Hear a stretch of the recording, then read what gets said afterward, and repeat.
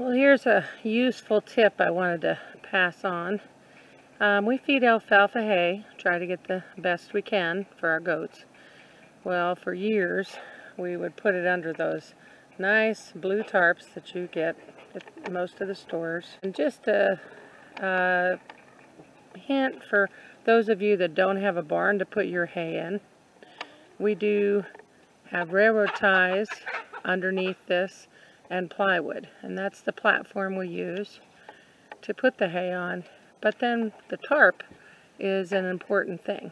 When you buy the cheaper tarps, we replaced I don't know how many. Our hay was always a little damp anyway. We live in Oregon, get a lot of rain in the wintertime. And so we finally invested in one of these tarps. And locally there's a place called Sharp's Tarps that makes them. But I'm sure that you have tarp places wherever you live that make custom tarps. So we measured it so that it's the right fit. We can cover a ton of hay up with this tarp.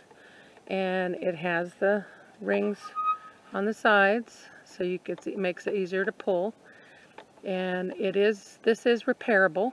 So when our dog chewed the one in our backyard, a big hole in the center of it, we just took it down and paid him to put a patch on it. So these are repairable, whereas that's a little different than, it's not really worth repairing the other tarps, the cheap tarps.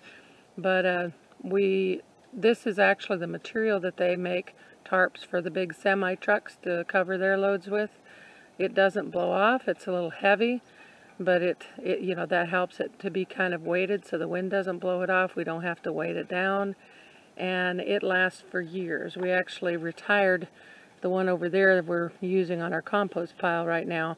After about 13 years, it started to be a little bit thin, get a little thinner, but it lasted. It still would last longer if we decided not to replace it, but we did replace it with the new tarp. So we're now utilizing that tarp for other things, and it'll be used for many more years after it got retired from covering our hay. But just a little tidbit, you want to cover your hay with a nice, thick, really nice tarp. It'll last you for years. It's better to do that. You can custom make it. Make sure, the one thing we did wrong when we made our first tarp was we measured it from the ground over the ton of hay, back to the ground, all that. But we did not put any overlap onto the ground. So when we made the second one, when it has a full ton of hay on it, it does touch and lay on the ground about 4 inches. So it's better to make it about 8 inches longer than what you planned. So that's 4 inches on each side to lay on the ground and have it actually rest on the ground. It keeps the moisture out even better. So when the water's flowing by, it just keeps on going. It doesn't flow underneath.